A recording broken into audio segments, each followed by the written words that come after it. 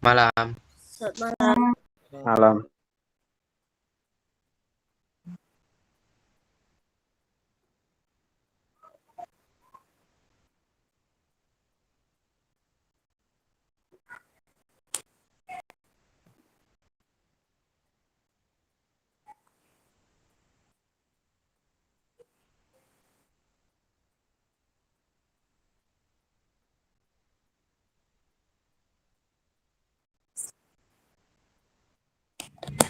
Baik, saya akan membacakan pengertian analisis rasio.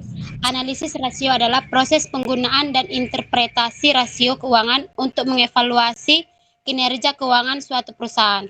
Rasio keuangan menghubungkan berbagai angka atau pos dalam laporan keuangan untuk memberikan gambaran yang lebih komprehensif tentang kesehatan keuangan perusahaan dan kinerja operasional. Di sini ada tujuan analisis rasio. Tujuan utama dari analisis rasio adalah untuk mendapatkan pemahaman yang lebih baik tentang kesehatan keuangan perusahaan dan kinerja operasionalnya. Berikut adalah beberapa tujuan kunci dari analisis rasio. Evaluasi kinerja keuangan. Analisis rasio membantu dalam mengevaluasi kinerja keuangan perusahaan dengan melihat berbagai aspek seperti likuiditas, profitabilitas, efisiensi operasional, dan solvabilitas.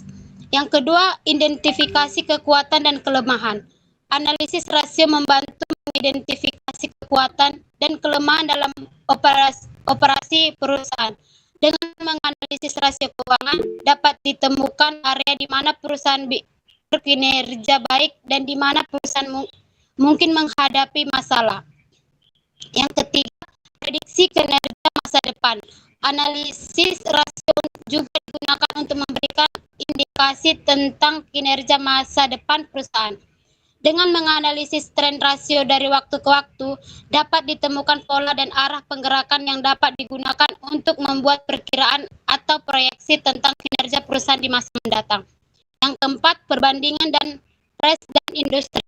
Analisis rasio memungkinkan perusahaan untuk dibandingkan dan pesaingnya atau dengan rata-rata industri. Dengan membandingkan rasio keuangan perusahaan dengan perusahaan sejenis, dapat ditemukan perbedaan dan kesenjangan yang dapat memberikan wawasan tentang sisi kompetitif perusahaan dan efisiensi relatifnya dalam menggunakan aset dan sumber daya. Yang kelima, pengambilan keputusan keuangan. Analisis rasio memberikan dasar yang kuat untuk pengambilan keputusan keuangan yang lebih baik. Baiklah, selanjutnya akan dilanjutkan oleh teman kami. Baiklah, selanjutnya yaitu rasio likuiditas. Rasio likuiditas ada rasio keuangan yang digunakan untuk mengevaluasi kemampuan suatu perusahaan dalam memenuhi kewajiban keuangan jangka pendeknya dengan menggunakan aset likuid.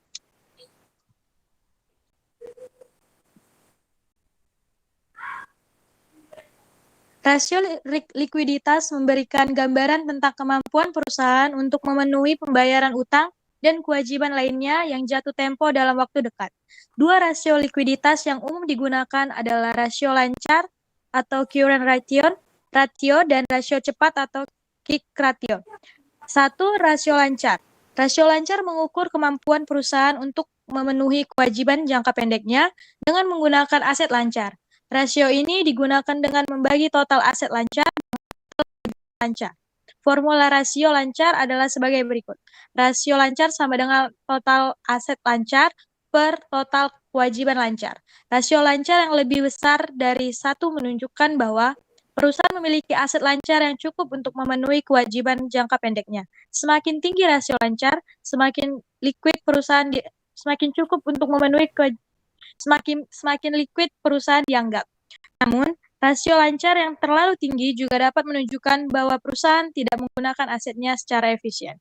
2. Rasio cepat atau quick ratio. Rasio cepat juga dikenal sebagai rasio aset lancar yang segera didapatkan atau diperoleh. Adalah ukuran lebih ketat dari likuiditas perusahaan. Rasio ini mengukur kemampuan perusahaan untuk memenuhi kewajiban jangka pendeknya tanpa mengandalkan penjualan persediaan.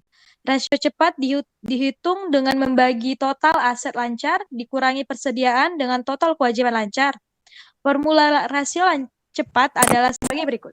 Rasio cepat sama dengan total aset lancar dikurang persediaan per total kewajiban lancar. Rasio cepat yang lebih besar dari 1 menunjukkan bahwa perusahaan memiliki aset likuid yang cukup untuk memenuhi kewajiban jangka pendeknya tanpa bergantung pada persediaan. Rasio cepat memberikan gambaran yang lebih kritis terhadap likuiditas perusahaan, karena persediaan tidak selalu dapat dengan cepat diubah menjadi kas. Rasio likuiditas membantu para analis dan pemangku kepentingan dalam mengevaluasi kemampuan perusahaan untuk memenuhi kewajiban keuangan jangka pendeknya.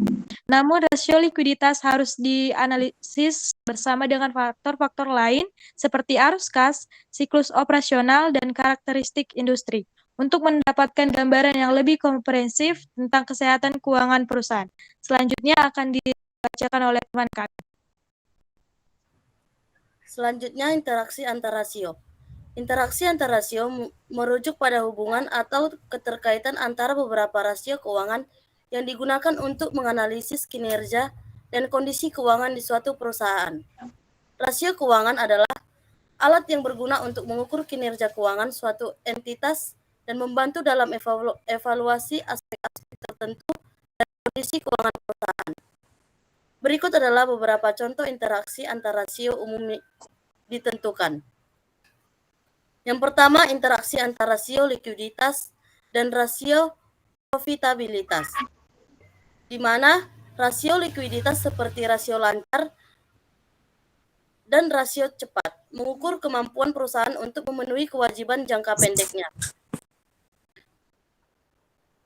Rasio profitabilitas seperti rasio laba bersih terhadap penjualan atau rasio laba terhadap aset, mengukur tingkat profitabilitas perusahaan. Ada hubungan antara kedua rasio ini, di mana perusahaan dengan tingkat likuiditas yang lebih tinggi cenderung memiliki potensi untuk mencapai tingkat profitabilitas yang lebih tinggi. Yang pertama, interaksi antar rasio utang dan rasio profitabilitas. Rasio utang seperti rasio utang terhadap ekuitas atau rasio utang terhadap aset, menggambarkan tingkat ketergantungan perusahaan pada sumber pendanaan utang. Selanjutnya, interaksi antar rasio profitabilitas dan rasio aktivitas. Rasio aktivitas seperti rasio perputaran persediaan atau rasio perputaran piutang, mengukur efisiensi penggunaan aset perusahaan. Rasio profitabilitas akan memberikan gambaran tentang seberapa baik perusahaan menghasilkan laba dari aset yang dimiliki. Ada hubungan antara kedua rasio ini, di mana perusahaan yang efisien dapat menggunakan asetnya cenderung mencapai tingkat profitabilitas yang lebih tinggi.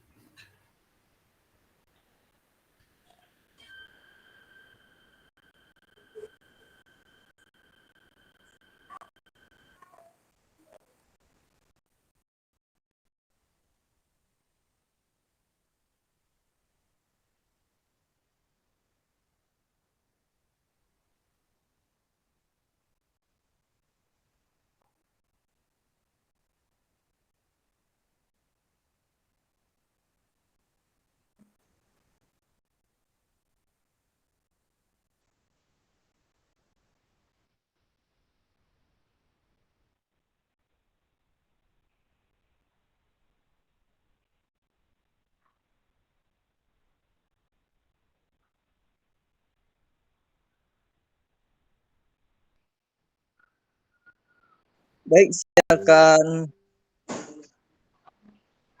membacakan sebuah contoh rasio lancar, di mana rasio lancar digunakan untuk mengukur kemampuan perusahaan dalam membayar kewajiban jangka pendek dengan menggunakan aktiva lancar yang dimiliki. Salah satu contoh rasio lancar yaitu kas sebesar 25 juta, piutang dagang sebesar 75 juta.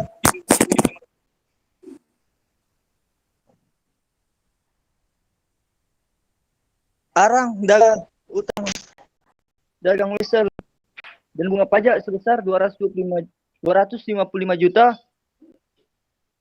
untuk menyelesaikan penyelesaian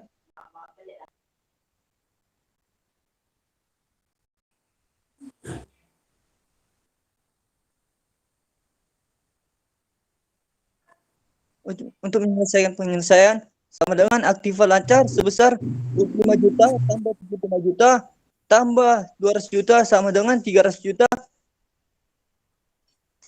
Untuk utang lancar sebesar 255 juta, current rasio atau aktiva lancar bagi utang lancar kali 100% sama dengan 300 juta bagi 255 juta kali 100%. Jumlahnya yaitu sebesar 117,65%. Yang dibulatkan sebesar 118%. Sekian dari contoh yang bisa saya berikan. Terima kasih.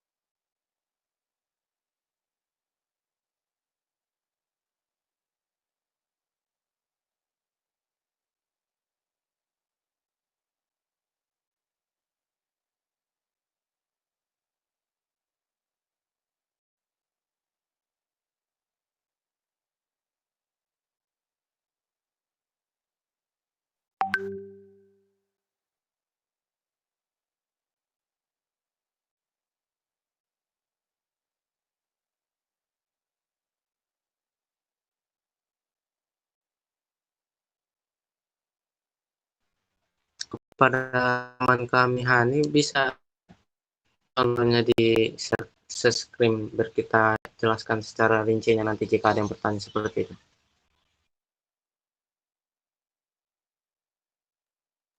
Iya, nanti jika ada yang mau bertanya nanti kan bisa kita jelaskan secara rincinya lagi.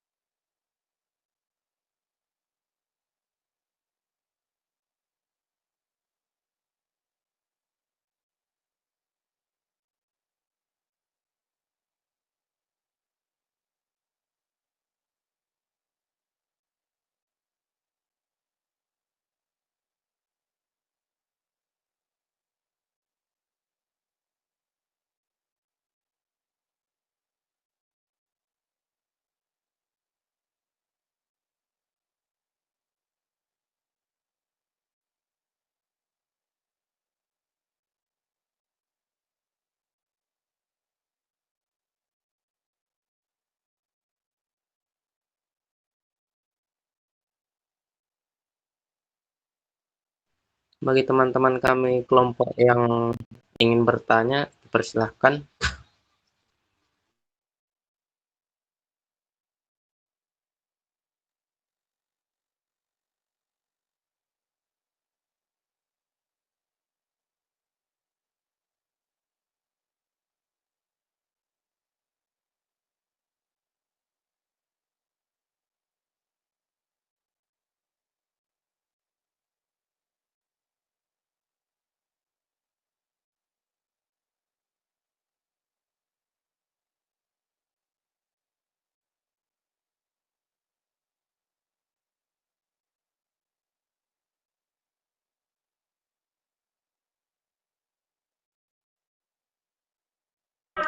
Baiklah, kami dari kelompok 2 akan memberikan pertanyaan. Di presentasi kalian tadi ada dikatakan rasio profitabilitas akan memberikan gambaran tentang seberapa baik perusahaan menghasilkan laba. Contohnya seperti apa itu? Gambarannya. Terima kasih. Terima kasih kepada Harjono.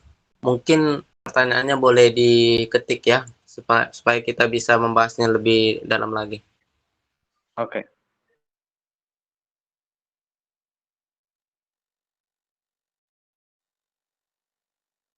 Bagi kelompok yang lain, silakan bertanya jika ada yang mau bertanya. Kita kasih kesempatan.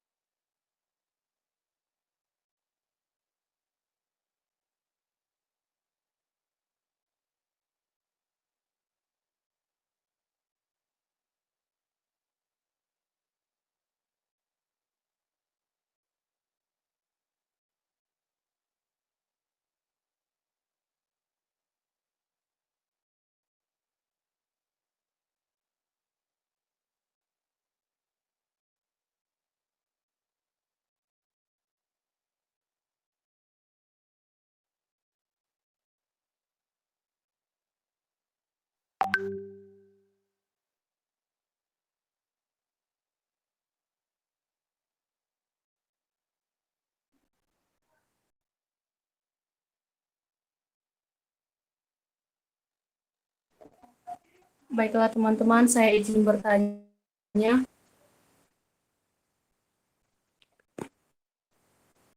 Silahkan Di Mawar. slide, baik. Di contoh soal kalian tadi ada dikatakan di sini quick ratio sama dengan hasil jawabannya 2,52 kali. Ini tolong dijelaskan secara terperinci apa efeknya bagi perusahaan. Coba jelaskan. Terima kasih. Baik, untuk pertanyaannya silahkan diketik ya, Mawar, supaya kita bisa memahami tentang pertanyaannya.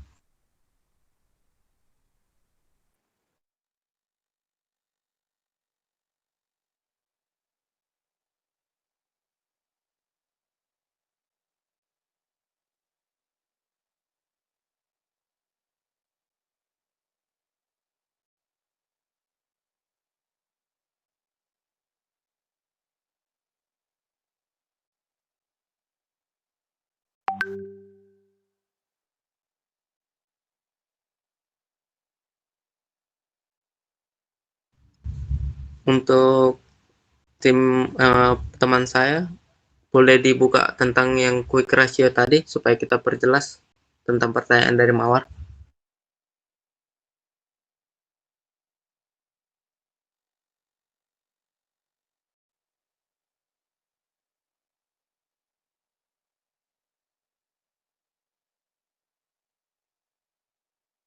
Tadi pertanyaan Mawar dari quick ratio ya, yang tentang rasio cepat ini ya.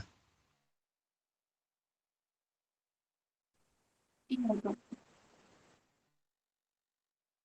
Boleh, silakan.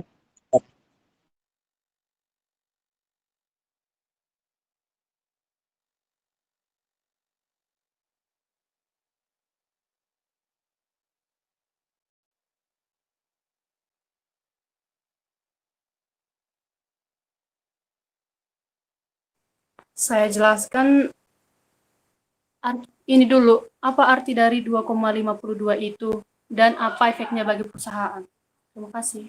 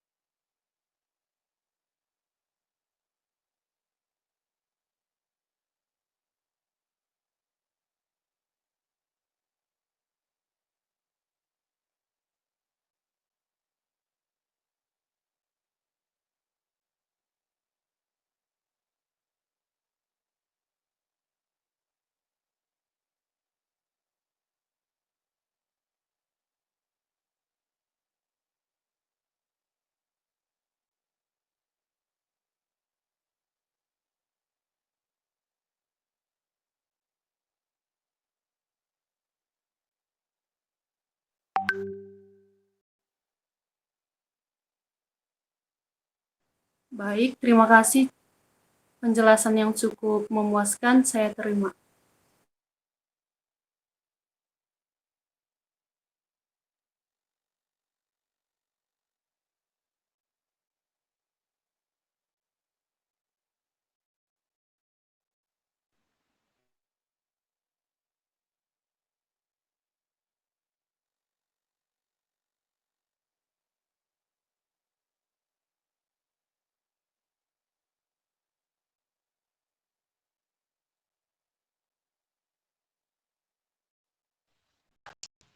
Saya boleh menjawab pertanyaan dari Harjono. Tadi pertanyaannya di situ oleh teman kami Harjono, pertanyaan tentang gambaran atau contoh gambaran yang bagaimana rasio portabilitas yang baik pada perusahaan. Em, Menurut saya pribadi untuk gambaran tentang rasio portabilitas yang baik itu bagi perusahaan seperti yang ada dalam contoh kita tadi, yang dimana jika rata-rata perusahaan itu mempunyai rasio yang melebihi dari rata-ratanya, maka keadaan yang ada di perusahaan itu jauh lebih baik daripada perusahaan yang lain, dan dilihat dari rata-rata dari antara setiap dari tahun sebelumnya ke tahun yang sekarang. Perbandingan itulah yang menjadi sebuah perbandingan apakah perusahaan ini jauh lebih baik ataukah mengalami penurunan seperti itu. Bagaimana kepada teman kami Harjono, jika ada sanggahan ataupun pertanyaan yang lain boleh disampaikan.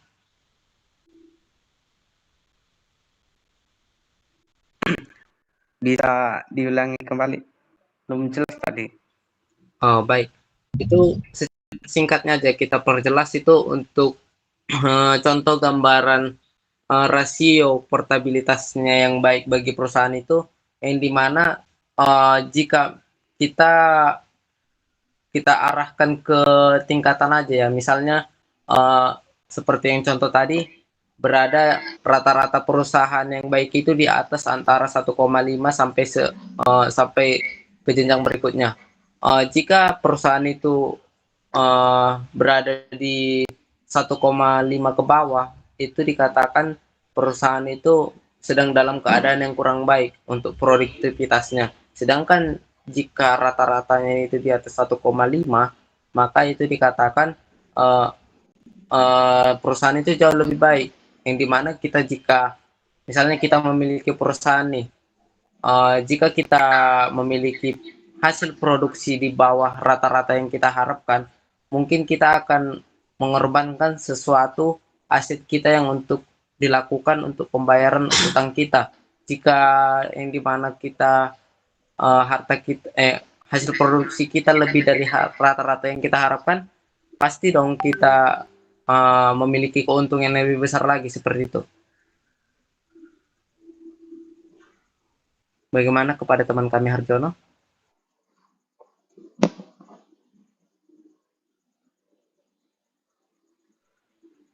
Tadi kan dikatakan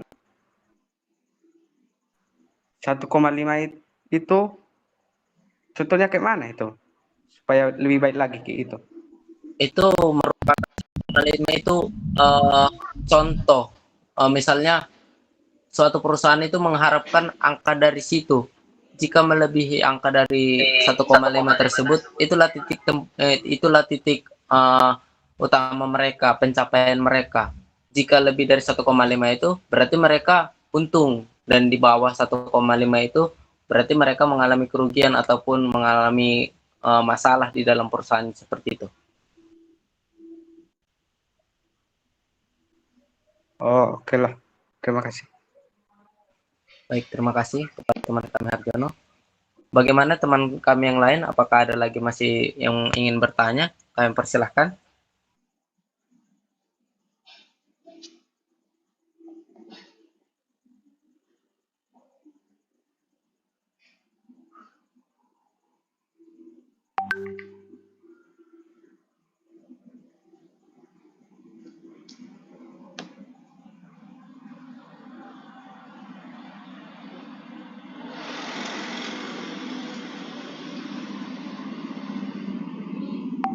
Mungkin bagi teman kami, apakah sudah selesai ingin bertanya supaya kita tutup pertemuan kita untuk ini pembahasan kali ini?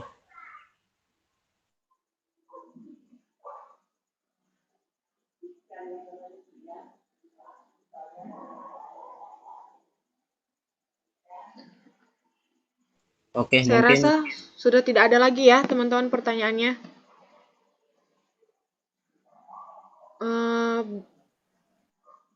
Sudah bisa lah ya kita tutup untuk sharing season kita pada hari ini.